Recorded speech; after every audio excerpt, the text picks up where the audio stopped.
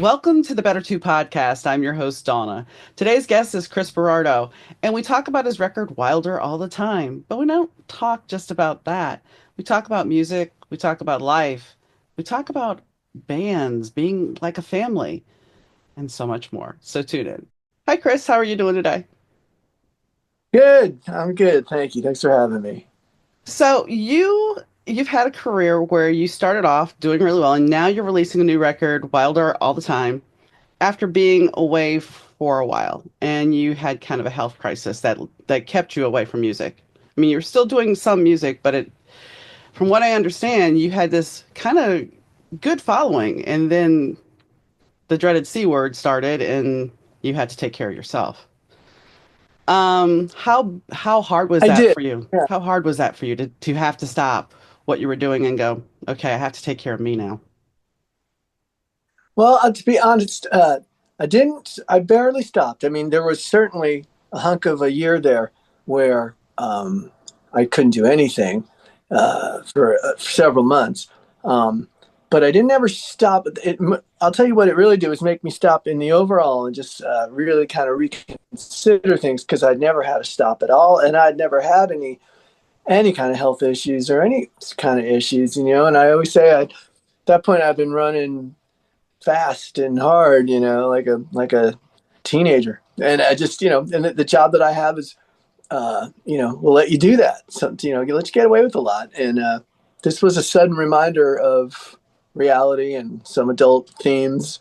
So um, it made me certainly stop emotionally and regroup and rethink a lot of things. But as for the actual time of it, it was really, I had to take care of physical things for maybe a half a year, and then I got back at it. But things still changed. It took me a while to ramp back up. I'm pretty good at getting at it, but it took a while, and we did lose some momentum, absolutely, because of the timing of it, and which we can talk about. But I'd started an album and stopped it, and started and stopped with a couple different producers, and so a hunk of the time that it cost was really that we were just ramping up again, and when that hit, and it just was a total restart, kind of at that point. And I didn't really feel the need to push the river, at that point. I just thought, let me just take a breath here and see what happens next and what comes to me next and what presents itself. So it did take a bunch of time like that. And because of that, it's a career reset because, somebody like me is momentum's precious and it goes way fast. So, at a medium or lower level. so, so it was a lot of things. It was definitely a career setback, but nothing that I, look back and want to cry about too much because it's, things happen. But it was definitely the first sort of adult life dosage for me. So that was a lot of it. That was a lot of what changed and took time. It's the mortality check because, yeah, I went through a major move last year and I had some issues come up, and my friends were like, you need to go to the doctor. I'm like, no, I will do that after I move, kind of like you. It's like, I got to keep going. And finally in November, I was like, all right, I moved. I'll go get this checked out. And yeah, it turned out I had cancer. And, the first initial thing is I don't want to die. I want to get through. I want to make through. I want to make sure this is all okay. And then when you get to the other side of it, it's kind of like, okay, now I know I have it kind of, I guess, as you were saying, the reset, it kind of gives you that whole mindset of, I have to make the most of the time I have, whatever time that is, and I have to keep going Mm-hmm. and keep being motivated. Is that how it Yeah, went? so much, absolutely. And, they some things are cliches, and then you realize when you're in the middle of them, well, that's the reason why there are cliches. Is many of them are very true, Mm-hmm. And of course, I thought about like, you know, time being precious, not because I was at the edge of, death's door in any way, um, but because it just made me feel, not bulletproof, and there's a certain not confidence, but you probably know, like just when something knocks you off your seat like that for a second, then at least in the beginning you feel a little vulnerable. I have a problem with that word, but you definitely feel a little fragile and like So it's, for me, I didn't feel like it took a while to build back the full spirit and heart of it, because it's the first time I realized something could go away. And that is, yeah, how can that not be a life changer? And make you think differently about everything, and starting with the simplest things, friends and family, and then the music that's so important to me. It's not just a job. It's if somebody were to take that away, it made me realize I've been so lucky, because I don't know what I do. And right around that same time, a lot of uh, adult new themes were being introduced to me, because we'd had a drummer for 14 years, and he was our friend and brother more than our drummer. And things were just kind of really ramping up then with the band, and he passed away suddenly on us. And so we were just getting our footing back from that, and feeling pretty good. And finally, and it took a couple of years to finally be sort of feeling back where we were. And then my thing started. So, or the chronology maybe, but it was we lost this guy Paulie we love so much. So you're more susceptible to getting knocked off your beam a little bit when something like that happens. Until I think till you get all your confidence back, and I did, and I feel great now. And I'm not glad for the experience, but I don't regret it in a way. I mean, it was a time to reset the engines. That can always be good. Well, and as an artist, how much, the drummer's death, the cancer, how many of those personal things bleed into your music, and that shapes your music and that changes your music. Because as you said, it's like you have and I don't want to say it, but I'll say it this way, the cliche of the badass rock star who's invincible, who's going to keep going and going and going, to looking at real life events that affect you, and that's gonna I mean, I write, so Yeah. personal stuff bleeds into your work as a creative. So how much did those events Oh yeah. change your music? Oh, so I mean, completely. I mean, I'd have to ask someone else how much it changed it. Who had a better perspective. But it definitely, as far as bleeding in, it bled in fast. It opened a faucet. There's a song on the album, this new album coming up, called "Take Me Back," and it's a direct. I mean, I remember where I was sitting when the idea came over me. Just one of those days that I'm sure you understand, when you're fighting it and you're doing good and you're staying on top of it and keeping the best attitude. And just once in a while, I'd have a rough day where it would be like, you know what? I'd rather not do any of this. I'd rather, I'm not into it. And I just want this to go away, like a child. And I started thinking back to being a kid and everything super easy. And a lot of my life, I had a long childhood. When you get in this business like what I do, it'll allow you that. And I just I had this sense of I would just like things to magically be great again, like when I was a kid, and everything was possibility and everything was exciting and new and full of nothing but hope and road forward. Uh, and that song's on there, and it's when I was feeling bad and in a kind of rough spot. But so the song is that, and it's also facing up to the fears of the bridge and the chorus play against each other, where the guy is saying like this I got something serious happening here. This is a real thing, and there are these are going to be the life scars. So definitely that song kind of specific, kind of literally. And then I think, like you said, a lot of it that came at that period of time had a lot of that in it. Just don't waste time. There's another song that talks about just being in the moment, and just every moment's precious. Like I said, cliches, but they seem all too real, right? When you're Mhm. going through, nothing's a cliche, because it's like people talk about falling in love, and all the songs on the radio make sense. Well, it's like a lot of the cliches make sense like that. Like, don't waste time, and petty things, forget it. Don't sweat so much. And I still keep that with me, and I still have days where I backpedal and I sweat stupid stuff, and I get mad at myself for breaking my promise to the guy, to me back then, who said never again am I going to worry about stupid stuff. But in the overall, that's what I mean. The good can come out of it, because I think a lot of that I've kept with me, respecting the moment and not letting dumb stuff take away the joy of what you're actually doing. Well, you brought up something that's interesting because when you think about it, and I had this conversation not too long ago with one of my friends, when we're younger, it's like we think we have the world by the balls. We can do this. Nobody's going to stop us. Everything's going to be great. And then when you hit a certain age, it's like, wait a second, where did that person go? Yeah, and like, I kept you know, I was that guy, and I think I still am. But it takes one thing, like I said, to that vulnerability. It's like an athlete, like a high level athlete who gets an injury, and suddenly they don't cut as fast, or that there's a little. It's not fear, but a little reality can shake you.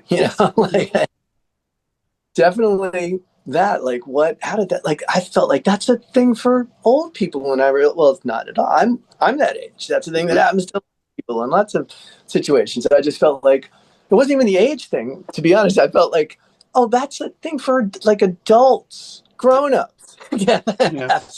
That I've seen it in movies, like that's not for me. So again, it's not bad to have a little reset in life and remind yourself that, oh no, none of us are special in those ways. It always So happens. that's the thing. It's like I was talking to somebody the other day, and I'm like, wow. So, yeah, I mean, I've come to the realization for some reason I'm closer to 60 now than I used to be, and it's getting there. And it's like, how did that happen? Because I don't remember being that old. Yeah, yeah. You know, don't you always think of like I think we imprint on something at some prime age. I don't know, like 24 or 28. It could be anything for anybody, but that's, you lock in there and you're like, that's me. And you see all the old people around you, and they're that. Hmm. And they were never young, and you'll never be old. Hmm. And I know now that that older woman down the end of the bar was probably the belle of the ball, not very long ago, just, in her mini skirt and high heels. So like we're many things, This is and it true. keeps changing. This is But the spirit of the young guy still, I believe that if I have a good trait or two, I'm sure that one of them is that I'm pretty good at keeping that guy alive. It helps to have a silly job like mine or something, where you can do that and still, keep the joy alive. My job allows me to do that. But I think I'm good at that. Losing the spirit of what I initially loved so much to do, the music, the kind of person I've always been, who's just, I'm for fun first in almost all situations. um, so, and the fun slash joy, I think, I've been good at finding uh, the joyful thing that moves me in almost all situations in life. So, and I've held on to, I like to think I've held on to that. So you know, that's a skill that I'm glad I it. held on to. It's an important skill. So when did you, Did I lose you there? no, yeah, we had a little Hello? bit of a glitch. I'm here.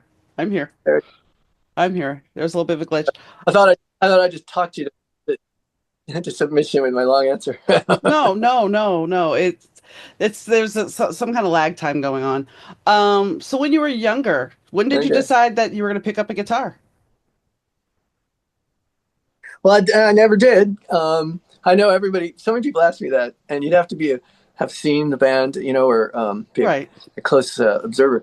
But last guy who doesn't play guitar in the genre. I mean, I write the songs, and I'm the guy up front singing and dancing like the front monkey guy.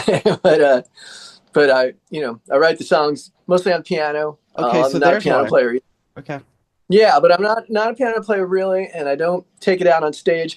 But I've rare occasions I've done, and I play it on a lot of the recordings, and that's generally how I write these days. In the last, for most of my writing, but I just knew I wanted to be involved. I wanted to be in a band, and my mom was a great singer, and I had an inkling that I could sing. And so for some reason, I never got that interest in picking up the guitar, because at an early age, I was able to like get down to my friend's basement who had a band and stand up in front of them and get the most attention, you know. So I didn't have any real impetus to go like learn stuff and take steps. I thought backwards to have to go and learn a skill, and I loved singing so much right away. And it's still a little odd that I don't. People ask me that all the time. Where's your guitar? Pull out your guitar. But I'm an anomaly. Well, no, I mean, the thing is, yes, it's either guitar or piano because usually as a songwriter, you have to have one of the two. Not saying you're proficient at it, but you have Yeah, to have something to get your melodies going. Even though you can think of them in your head, sometimes you want that lyric or the musicality of it. yeah, That's why I very much. asked.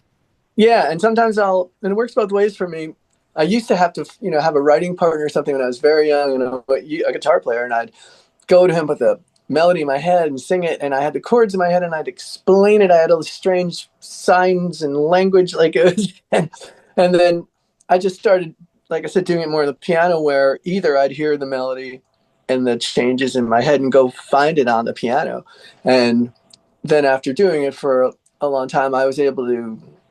Yeah, it's hard to say which came first, but the other approach is that I'll uh, just be playing the piano and thinking of a feeling and noodling around, and then it'll come that way. So it's either comes in my head and I find it, use the piano to get it out, or just play the piano until something speaks to me, and do it like that. But yeah, you got to have something, and I've developed enough of a language. I keep doing this because I'm sitting here by the piano. I got my phone propped up here, but I've got enough of a language as a player of the piano that I can at least do what I need to do for my purposes to write and explain it, then to other musicians. So that's kind of my weird little process.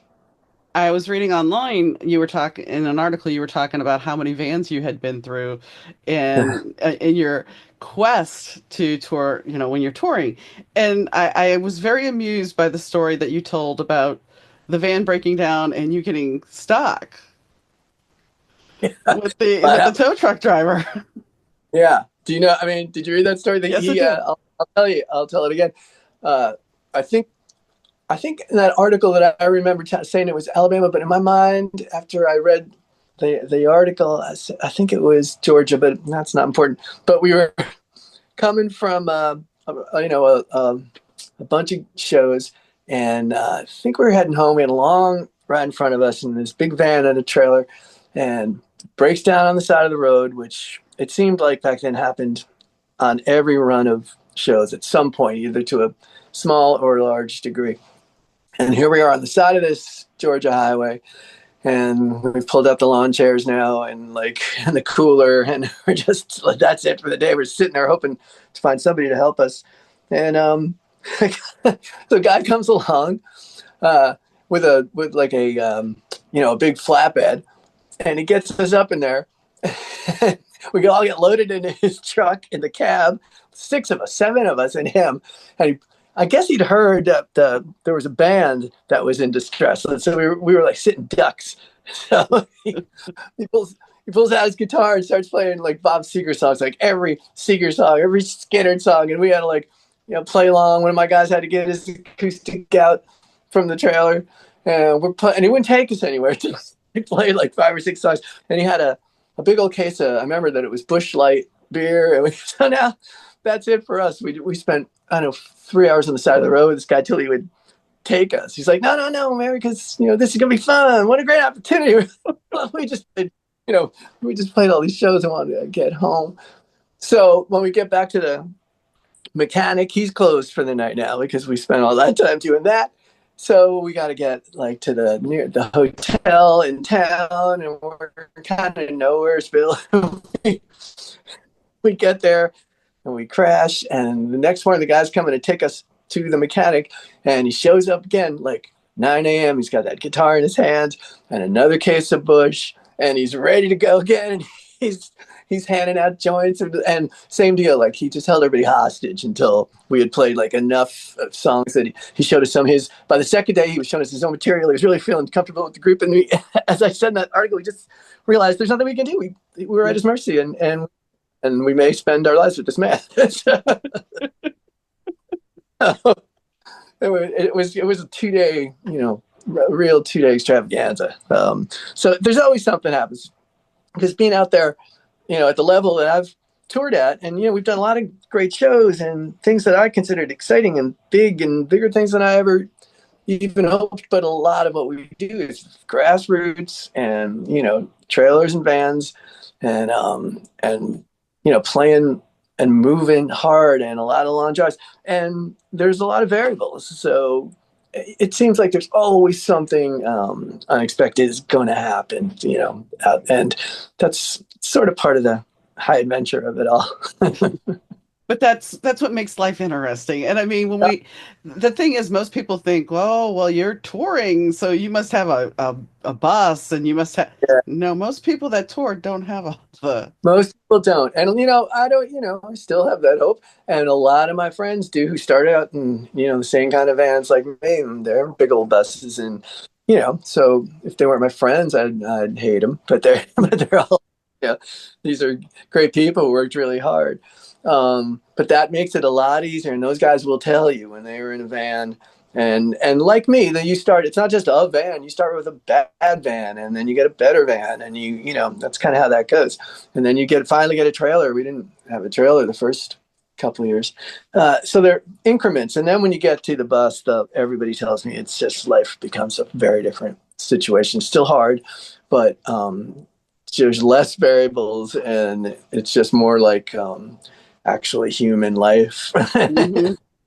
But we're out there just when we do just going, and like I said, it's fun. But you got to have the right bunch of guys. And I've always been a stickler about.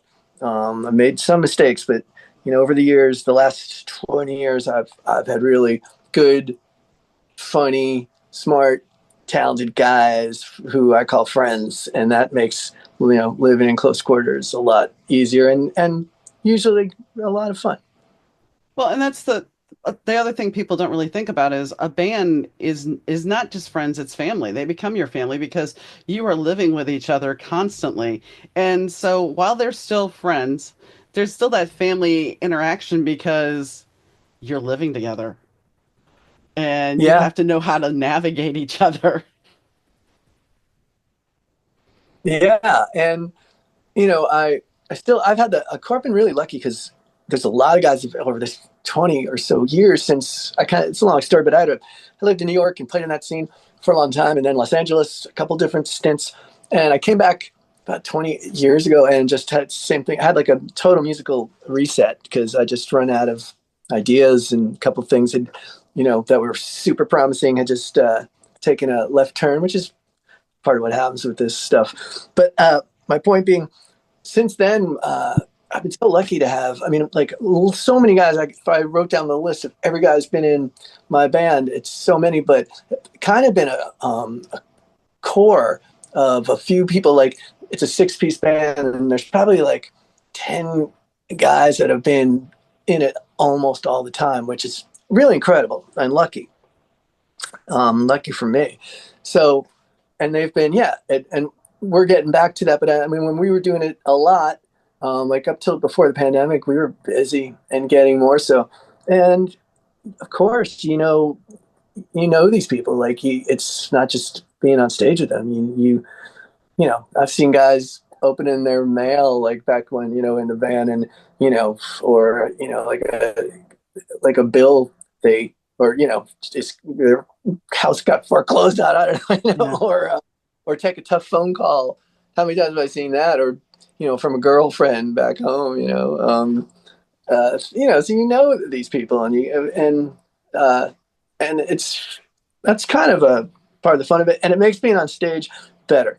When you have that empathy for a group of folks, it makes it easier to really open yourself up and find, like I said, the sort of the joyful moments in the thing because you're all there on the sort of on the side of good, trying to make hmm something good. So it is very much like that. And I'll tell you that in my particular situation, when you We got you talking about the yeah. family and Well, things. I was going to say that an even stranger thing in my case is that when I moved back from LA and had this restart that I talked about, there were two of my brothers were in the band, and one is still Mark Douglas Berardo. He's sort of a singer songwriter guy, and he does very well and has a big career. But he still plays with me a lot when he can. And so for a while, like I said, for a year or two, there was three of us, and still me and my brother Mark. So it's beyond that even. It's, it's actual family. And that can be tougher. I mean, that can be tougher because families don't even have the polite muscle that you have with, Mm-hmm. with non-families. So, because there's so much on the line and it's a heightened experience. And, if you both care about it, it can get very, there's ups and downs to that. And we had a lot of rough spots, but it was always, to me, and I think he'd say the same, it's never close to not being worth it because of the advantages of it. But I had a real sort of different and extreme family band situation like that. So.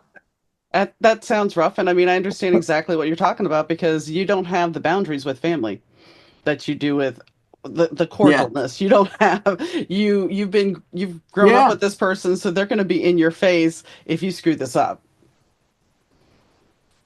Yeah, there's no boundaries. Mm. And I'm older enough than Mark that like we didn't really have when we were kids. Like I was in high school when he was probably graduating high school when he was 10 or something. So like he didn't and then I was off to college and then to LA and New York for bands and stuff.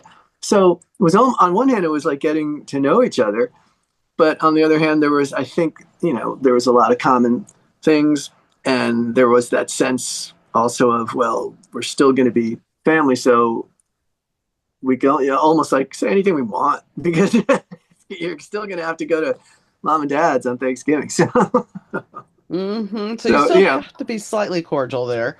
so yeah, well, we've learned over the years to do it, and it was always more fun than it was tragic. But it could get rough, and we were, like I said, when you're touring, kind of rough, and we're guys. I guess people don't. It's not cool to say this anymore, but I don't care at all. I mean, we were we acted up, like we were beer drinkers and late night, fools, and crazier than hell, and we and so.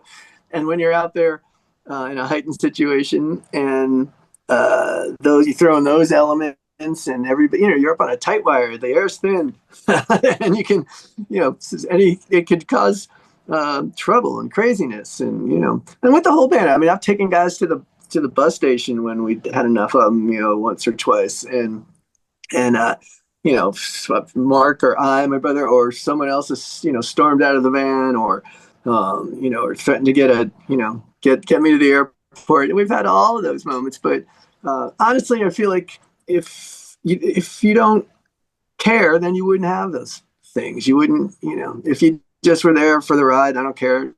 I just, if you didn't care and you're just the kind of guy that wanted, yeah, I have a force field that ruins technology, so it could be me. But I was just saying that if you had a guy who you never had an argument with, maybe they don't care that much. So that's it doesn't bother me when that happens. The drummer I mentioned, our drummer Paulie, for all those years, Paulie Triff, we were crazy for each other. I mean, like he was like a best friend, and I remember everybody pulling us apart backstage in Cleveland, Ohio, one time and when we got on the phone later, I think we were mad at each other for like 3 days, and we finally all got home and got on the phone, and both of us said the same thing. It's like I just he was arguing in that moment about like for the band, and I think it was something about the house sound or someone else that disrespected us, and I was telling him like, no, be cool, because we were arguing the same thing because we both cared about it. We were both angry in our way about something that mattered to us. And when things matter to you, you're gonna get your ass up in a bundle sometimes. so But that's all right with me. I just, yeah. but the key thing is to not do it on stage, like what Yeah. happened with Perry Farrell and Dave Navarro. You don't want to do it Yeah, on that was, stage. no. See, that made me cringe because exactly, you should don't. That's nobody else. First off, it's not even that it's unprofessional or people paid their money. I guess that's all true. I just think it's like that's nobody's business. Like if you're in the band, and we would have things that were terrible. I mean, when Mark and I first played like in bars, just the two of us, and like bars, and I think people used to come. So, and we were drinking a lot of tequila back then, quite frankly, and it would make us unbalanced and unreasonable. And people would, Oh, I think that was people would come. I think sometimes for that to watch us argue, But when it came to something like when there was really a band or playing our own songs and things we cared about, like that always was like, keep that in the van, keep that at the hotel room, keep that. That's for, we can have an argument, but it's not other people's business. Because even as mad as you are at those guys or at each other or one of the guys, you're still like them more than everybody else is sort of the theory. Like, hmm. that's, you've chosen to be together. So, and that's like a family thing, and that's like a sports thing or like a band thing, is that as mad as I could be, that's our business. So that's why I thought those guys you mentioned, I just thought you should keep that at home, fellas. Well, and I mean, here's and the differences too. Now with technology being around, the world sees everything. It's not Yeah, like, in the 80s, the 70s, part of the 90s, it would have been, fans would have shared the gossip along the tree there, yeah, right. but it would Yeah, not be yeah. here. Look at the world can see your mishap. Yeah, yeah. Well, and as you say that, like I was saying back in those bars, like just me and Mark, I'm glad, lucky us, that people didn't really have that technology, and that's true. Every little mistake or because so many things are nothing. Like I keep using the word, but when you're playing music, it's a heightened experience, and a thing that seems like nothing later could at the moment seem so big. And it might, like, I don't know those two men, but it might have been out of caring about, something that isn't going right. And that makes them mad, as opposed to guys like, I don't give a shit. I don't care. I can't Yeah. hear the singer, but who cares? I'm like, it might have been something that, it's to argue out of caring is worthwhile. But like you said, when people see it, then they have their own interpretations. And so, a band like that, you can't have 25,000 people come over the house the next day and explain it to them. Right? No. No, and I mean, I've been up on stage and playing bass, and yeah, I screwed up a note in the arpeggio. Oh, It wasn't the same arpeggio. Nobody else knew, but man, did I take myself to task. Even my bandmates didn't know, but I right, knew. And I mean right. that's the whole. So when you're talking about the heightened experience, I get it. I've been in a bar where I knew the bass player and I was talking to him about a song. He's like, "Well, I don't know that bass line." He's like, "Show me." So here he gives me this Kabiki Factor in the middle of a bar and says, "Play it for me," and I'm like, "Okay." Sure. But so I get Yeah, play. there's this whole drug of being on stage and being that performer, and even without the alcohol and everything, there's still that energizing feeling. Oh, oh yeah, that's most of it. Believe me, and we keep most of the uh, bad behavior till after these days, or and we're not that bad, but yes, the buzz that matters and the thing you're there for is the playing the music, and it's a small gig, big gig, man. Like one thing, most of me and my guys, I know, brother Mark, who I keep mentioning, feels that way.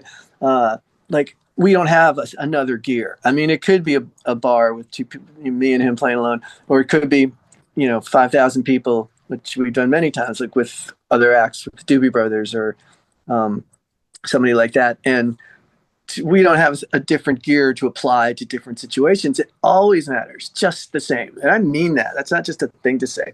Like, if it doesn't sound right, we get just as mad or disappointed or upset in a tiny bar or a club or these huge places because it shouldn't be qualified. Music's music, and it matters every time. It matters every single time.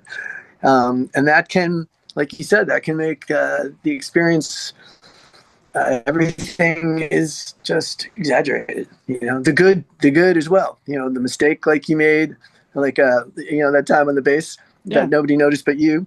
But also I bet later in the next song you probably had some moment of joy or just hitting the mark, and it probably felt like the greatest thing that ever happened, right? So, Unfortunately, we had one song and that was it, during this thing because it was a talent show. well, that's not fair. And then we went then my boyfriend at the time was also in the band with me, and he was a liquor store manager, and he met somebody at a bar that was one of his distributors, and so the distributor started buying us drinks, and I got quite drunk. Yeah, I admit that because I was so See, hard on see, myself. Yeah. yeah, yeah. But hmm you're right. Nobody else probably saw it. And one thing I have learned is a big crowd or small crowd, if you're having fun, and maybe you're having a bad moment, but if overall, come on, you're having fun because you chose to do this thing, and if you can just locate that, and when people see you having fun, they figure, okay, that's why, like, that's what I came for. He knows what he's doing. He's presumably some kind of professional. He seems to think this is great. So it's probably great, and hmm then they don't worry about it. People don't want to worry. They don't want to worry for you. They don't want to hassle for you. They just want it to be great. And if you're having fun, they're having fun, and it's not fooling them. It's just remembering where the spots of the joy are and letting them in on it. That's the trick, and then everybody's happy, and it can be done. Well, it's funny you bring that up because there was a bass player I knew in a pretty famous band who he was playing a big show and something happened and the sound was off. And so he walked off stage. He walked off stage. He came back with another bass. Same thing That's happened. the worst. And he was getting booed. And this is a big name band. He gets booed Oh, and he walks off stage and they pick up the guitarist and the singer pick up and sing a song. He comes back. They finish the show. And the funny thing is the internet has now forgotten that moment. The internet talks about this show and that is not mentioned at all. And it's like, really? At that time, you were ready to lynch this man for screwing up. right. Yeah. Did he? But now, oh, nothing Yeah, but happened. It was like a he great didn't screw show. up. I'm sure. I guarantee you, he wasn't interested in his bass shutting down. Like he was more mortified than anybody there, or more pissed off, than hmm anybody there. He didn't want that or do it. And it's not like he's not a pro and he forgot his bass or he plugged it in wrong. That's not what happened. So No. people should first off, I think people should give the guy on stage the break because he's there. He's going to take it on the chin if something goes wrong, not the guy in row 10. No. So, And the roadie's not but going to get I it. think you're right about Yeah. no one remembers those things. Mm-mm. Yeah, But yeah, no one but remembers that in as that long as it's fun. but in that moment we get so fixated on, oh God, I screwed up, or oh man, he screwed up if we're in the Yeah, band with yeah, them. And it's like none of that matters. Ultimately, people forget that stuff. They go back to what you were saying, right. that moment of joy. Yeah. And sometimes mistakes are things that are, if you don't try to hide them, and I've had obviously plenty of experience at mistakes. And if you don't try to hide them, I think it's human and it brings people into the experience. Like what I do isn't something where there's big production in terms of dancers and light cues and set changes. Like that's not what I do. So uh, when people see the reality of something that you're is handmade and that you're just actually doing in front of them, there's no tricks or no one behind the curtain. uh, I think it makes you feel like it's a special moment. I feel like that when I go to see something I like. I'll feel like, oh, okay, like they're doing it. It's when a band's really good. Sometimes you forget, like they're doing it. They had to tune those guitars, and they had to do this exactly like that, and it's different every night, and every you breathe different every night, and the temperature is different in the room, and the lights are different, and your guitar's different, and the drum skins are different, and your voice is different, and there's a human element that I don't think people mind seeing as long as you don't go all to pieces. hmm So when I want to talk about one of the songs on the record called "Take a Little Love," you talk about dreams and memories, and it kind of, to me, when I was listening to it, reminded me of what you were saying about the reset, but it was very reflective. So like you've been contemplating a little bit where you've come from, even more, even you said that about "Take Me Back," but even that, the "Take a Little Love" song sounded to me also as very reflective. Yeah, that's actually the other one I was. That's very perceptive of you, and but that's the song I was talking about when we were talking about "Take Me Back," and I said there's another one on there that is the one that really, yeah, it had me just thinking about, hey, don't miss the good moments. Don't miss. I know I keep using the word joy, but it's applicable. don't get caught up. Just appreciate, again, cliches, but just appreciate now. Be in the moment. Be like alive right there, because there's no guarantees. Like we talked about earlier, that it could be health, it could be just a change of circumstances, but don't cheat yourself. Because I know guys in this business who are always waiting for the payoff. The big, making it, or the money, or I don't know what it is. But if you are waiting on that and not enjoying the process of doing it every day, you're a fool. You've taken because that's really what you end up with, and then what you can count on. And that song's about that, about just remember that the only thing we can change or affect is this moment now. This is the moment right now. And don't spin your wheels about a lot of dumb stuff, hoping for your payoff or the ultimate ending. It's the doing. It's just, the song says the doings, the joys in the doing, and the doing's never through. And that's, if you look at it that way, then you can't lose. And you have to love the process of what you do. Like I said, if you don't love making music, don't get in it for the rewards, because that is the reward, and that makes it really a beautiful thing to get to do with your life every day. I had that conversation with my stepdaughter when I was no longer her stepmom at this point. She was 16. I hadn't seen her in like 6 years, 7 years. And she proceeds to tell me how her dad had gotten her a bass for Christmas. And I'm like, do you know I used to play bass? She goes, I didn't remember that. I'm like, yeah. She goes, well, I'm going to be a bass player and I'm going to be in a band. I'm like, and why you want to do that? Because I want to be famous and I want to do this. And I said, the only thing I'm going to tell you is if you want to be a bass player, do it because you love the music. Otherwise, you're doing it for the Yeah. wrong reasons. Yeah, I hope you did, because that is, I swear, I think that's generational, because I know it sounds like an old guy to say, like, oh, everything was better before, but I think the advent, like you said, about technology and the internet, and just so much noise and so much coming at us, hundreds of channels. And I think that kids now are at a disadvantage, and they don't know it, because of just what you said, because the idea of being famous is stupid. It's not fun. There's no reward in it day to day. And when you get it, who cares? I mean, if there are people who care about somebody like who is on some dumb game show or reality show because they're famous, then they should be put in an asylum, because who could possibly care about that? Fame for its own sake is nothing, right? So if and also don't make it music too, because, well, I mean, it seeps into making music, because now there's a generation of technologists that don't put the time in. I believe there's the old man in the yard talking, but they don't learn this from the bottom up, and they don't have the joy of that. And everyone sounds the same, and if you're famous, it's only for a minute, and if you get a billion streams, it doesn't, the currency is totally devalued. It won't mean anything. You might not even get a record deal if you had a billion streams. I've seen it many times, and you might not be famous in any way in 4 months. So it's the absolute, that's me preaching, but it's the wrong way to go about it. And I hope you straighten her out on that. Oh, I did. She ended up not doing it, but I mean, it's the two cliches of famous fleeting and Andy Warhol's statement of everybody will be famous for 15 minutes.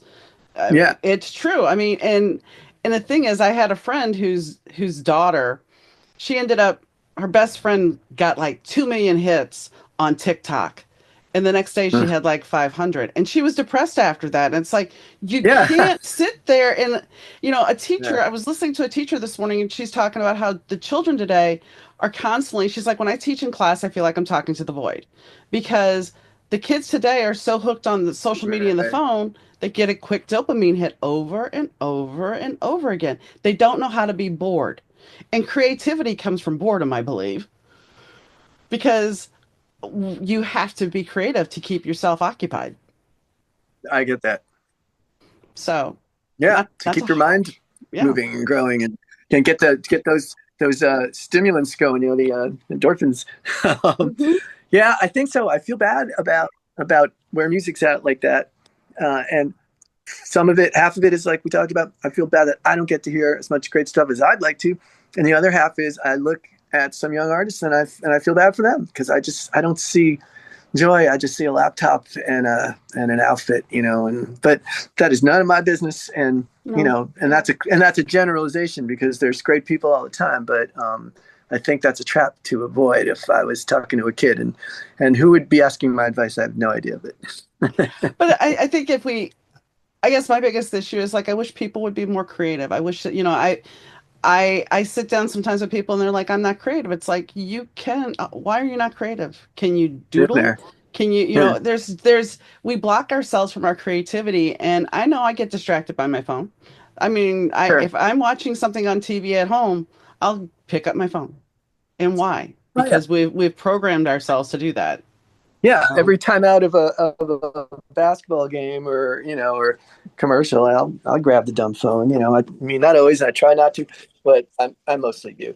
But if you're trying to find out what is creative about yourself and find your path there, I think technology can do a lot to get in the way of that. Because you got to be a real open receptor at that point, right? To figure out what your scene is, what your calling, what your the muse is trying to talk to you. So don't have headphones on. there's one thing we're gonna segue to a little bit of a funny story because the other thing I noticed was your lifeguard job. You were so overly qualified for that. So not. I of them. Yeah, yeah.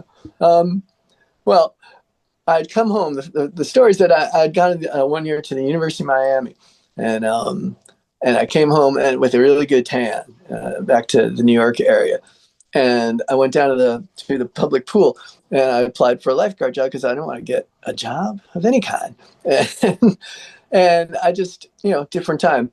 I applied. I filled out all the forms. I had some zinc on my back then, on my nose. I just I had the vibe going, and the man who was in charge of the thing said at the very end of the process, he just said, "You have a senior life saving certificate, right?" And I remember exactly what I said. I said, "What do you think?" And he goes, "All right, all right." So I got the job, and I didn't know what I was doing, but it's a real lesson in just looking like you know what you're doing, and just keep moving and keep looking the part.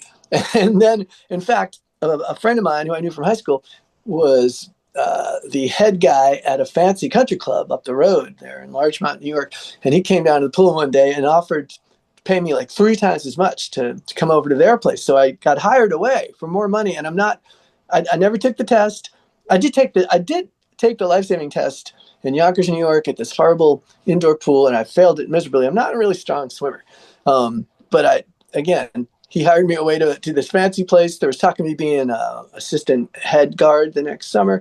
So it's a lesson in attitude and Hmm.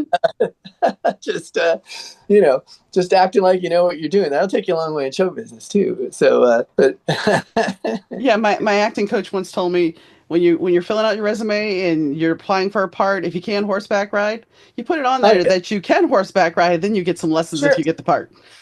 Everybody I knew, I came up like with a lot of people in modeling and acting in like New York in the early 80s, and everybody I knew, I'd look at their card, and I'd be like, what? Like, you've never like that? You've never been on a skydiving, really? Like, macrame? Like, this is who is this person? I'm like, don't worry. I'll, so I'd like to Sure. see roller skate right now. Well, don't worry. If I get the gig, I'll roller skate. And that's a lot of it. If I learn it as you go. When I first started auditioning for bands and stuff all over New York and later Los Angeles, same thing. I'd go to anything and just, I don't know what I was doing. I was playing football in high school like 6 months before, and then I was in Los Angeles going to these auditions with these like rock guys and managers and stuff, and I'd weasel my way into the audition and just figure it out as and just start figuring it out. Like, what do you think? So But but how intimidating was that for you? it was, but I've been pretty good at that. Like, I know I have self-confidence. I also have, like we all do, like, sometimes a crippling, knowledge that I don't know what I'm doing. But Imposter syndrome. yeah, yeah, absolutely, surely. Um, but it was like learning a skill in itself, and it was really valuable, and it was scary. And I don't like it at the time, but I'm sure about what I'm saying when I say that overall in life, like I like stuff that scares you. I like the adrenaline going. I like to take a left or right turn down a dark hallway and see what happens. I'm built for that. I don't love it at the time, but I know I like getting it done. I think I like to face stuff instead of worrying about it. Um, and I wanted to do that. And with show busy kind of stuff, you got to want it. That's what I was saying about the work is what matters, and that should be that better be enough for you, because you have to want those things more than the fear. Like I wanted so much to do that, to be a part of it, and I know I didn't know how, so I wanted to figure out how, and fast, because I hated not knowing, and I hated not doing the thing I wanted to do, like the monkeys on TV or so. I want, how do I get in that? So I would the excitement would overwhelm the fear of that, and that still works for me. That still works. I mean, anybody who goes on a stage in front of thousands of people, and I don't always do that, but especially when we're the openers, which we are a lot over the years, and that can be scarier because they didn't come to see you, and they don't Right. have all of your hits in their head. But anyone who isn't nervous about that, is an idiot. Like, yeah, like I'd worry about a person like that. People always say that. Are you nervous? Like, yeah, absolutely. I'm nervous at a bar gig a little bit too, even though I'm really confident and I know what I can do. But you have to, adrenaline is a great thing, and it focuses you up, and it means you care, if you're, and that was like me with these auditions back then. I learned to do it, and then I felt like I had a skill, and now I can do that. And, then you got to find the right situation for you. But I got almost everything I went to eventually, and even in New York too, because I was eclectic, the music I liked and could do, and I wasn't afraid of any situation. And uh, I think it's yeah, just if you got to be desperate for the thing you love more than the fear.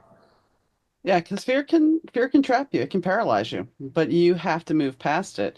And I think that's the one thing you have to admit about social media is that back in the past, you may not have been willing to put yourself out there so much. The Right. younger generation now, they'll put themselves out there without a question. They don't even care. They'll just put themselves out there because Yeah, that's but how they is it really them? I feel there's so much hiding behind that. I mean, I know you're right, because some people never have the interactions, and that's true.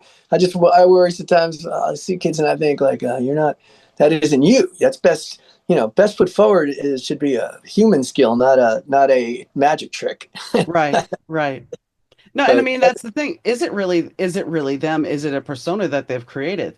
Because they've idolized certain people, and so now they're putting on this persona, and that's the interesting thing that what is real on the internet? yeah, I think it's few and far between. I assume everything isn't, until I see otherwise. I mean, mainstream things, people I admire in music and other parts of the arts, I usually trust them because they come with a resume, so like, if not literally, but also literally, but just they've made a deal with the people they make their art for, that you could trust them. I know they're good. I know what they've done. I've seen it. But when you can get so much exposure so fast, why do I trust you? I don't. I'm not. If you never played gigs, and now you have 3 billion downloads, I'm not going to go see you. Like, I don't trust a thing about you. How do I know what I'm going to see?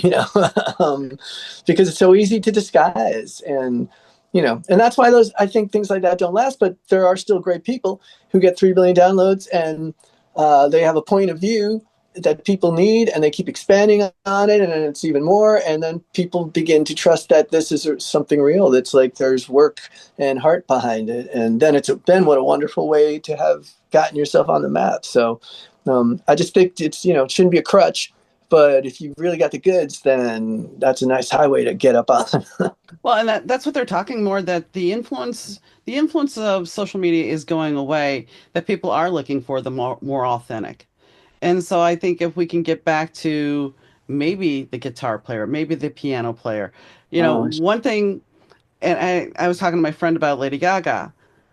Lady Gaga, when I first saw her, I was just like, oh, all she is this. She's got all these gimmicks. It's like Madonna. She had all these gimmicks.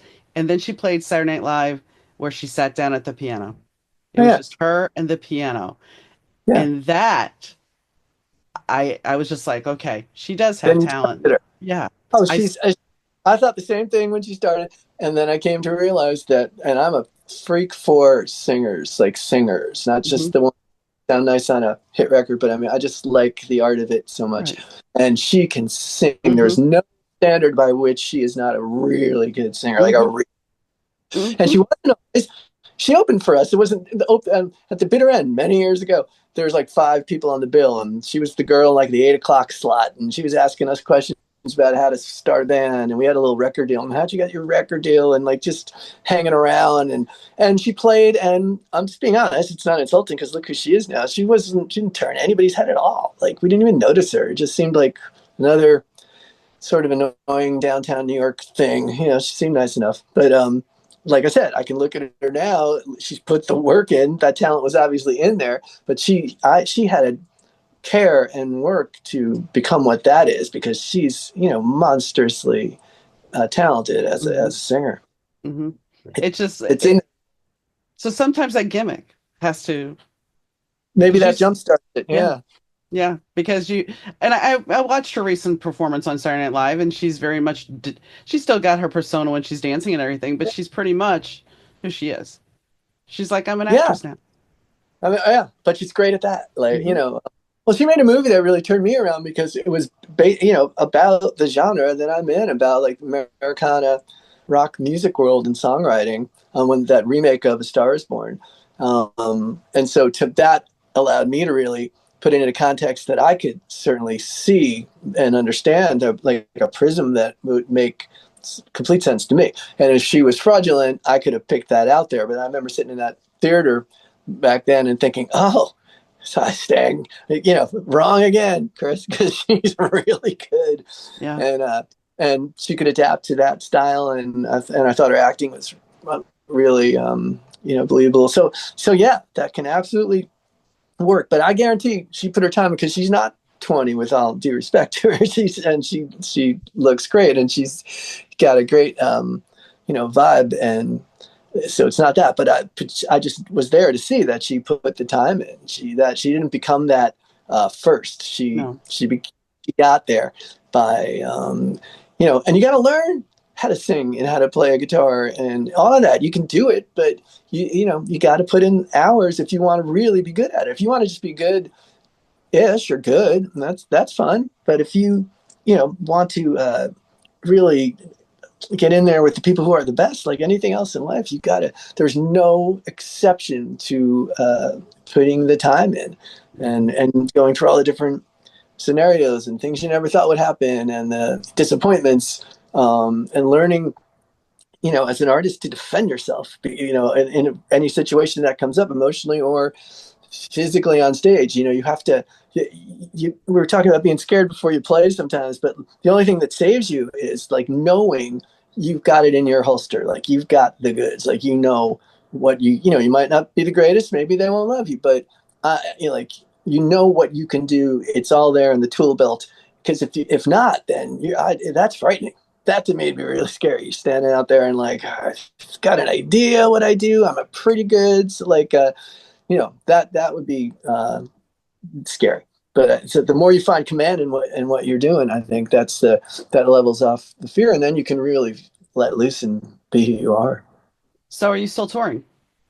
Yeah, we have. It's been, we were a lot, and then and now it's just been some.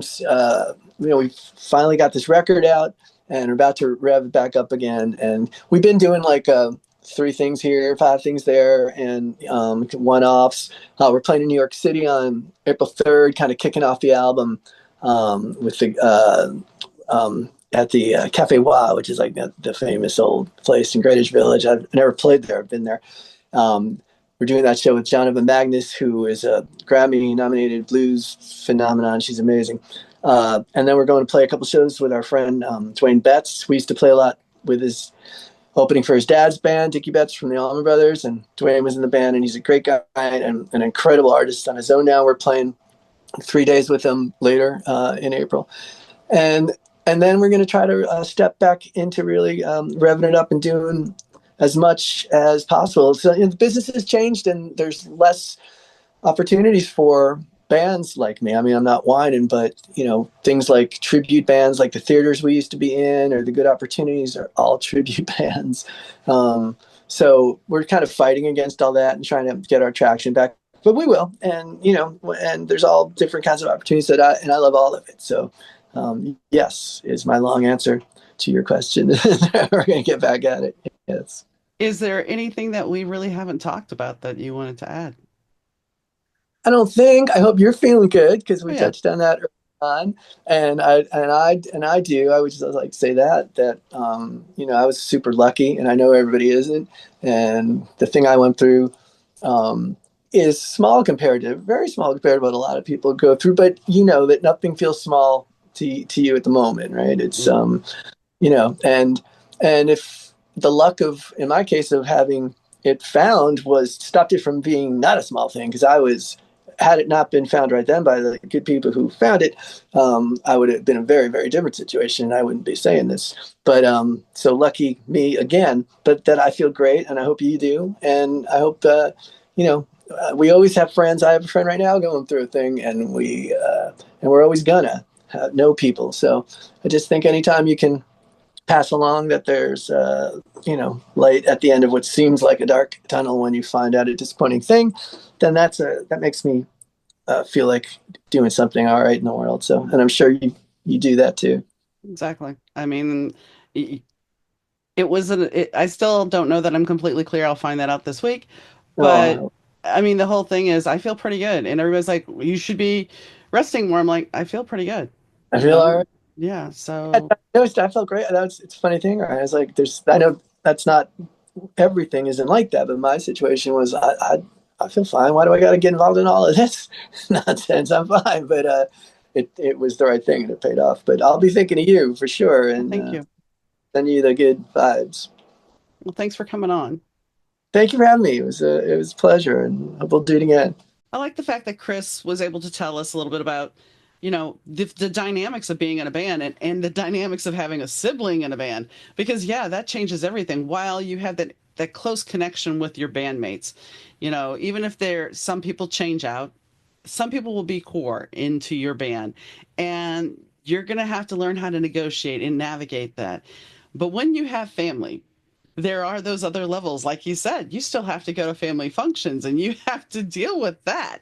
So you really can't, you really have to finesse everything then, because there are no boundaries and you say the wrong thing, and sometimes families fracture, as we all know and we've talked about on this show many a times. But you know things fracture and things change, and you have to really look at those and be prepared to see how much things will shift. And I think being on the road, like the story of being on the road, everybody thinks, oh, touring's glamorous. But as like the Bell Rays, when we talk to them, how they're footing the bill to, while they love touring, they still have to foot the bill. And Chris, it's not as lucrative as it used to be because things have changed. The pandemic changed a lot in the music industry, and we've talked about that before. And I think now we have musicians that are still trying to find their place. What used to be golden is not so golden anymore. So they're trying to find a place to keep going and keep moving. But the good thing is that Chris has not lost his drive for music. And while we talked about the things that kind of stopped him from doing things, the death of the drummer, the cancer scare, they also helped him create more. And I think that's one of the bigger things what I was kind of alluding to when we were talking is the fact that having that scare, no matter what kind of scare it is, because it can be a heart scare, it can be any kind of scare, something that forces you to look at your, adulting or your own mortality, you sit there for a moment and go, okay, well, now what? And what do I want to do? And how do I make every moment count? Now, that doesn't mean that you're going to make every moment count, but it makes you pause and reflect and really think about life and how you want to continue with it and how you want to make the most of it. And I think some of those songs, Take a Little Love and Take Me Back, are those songs that are reflective, and you should give them a listen. They are available on Spotify and among other places, and the record's also for sale, and the show notes will be the link to buy the record will be in the show notes. But I think really you have to take a moment if you can. Take a moment for yourself. Put the phone down, turn me off, put the phone down, and really look at where you want to go. What does your life look like in the next 5 years? And I know right now there's a lot of stuff that is leading us to uncertainty. But we have to have hope. We have to have faith, and we have to find a little joy in each day. So, on that note, I hope you have a wonderful day, evening, weekend, whenever you listen to this. And I'd like to thank Rich Zai from Third Ear Audio for doing the audio productions, Fast Susie for the intro and outro music. And most importantly, you guys for tuning in. And I'll catch you next time, guys. Bye.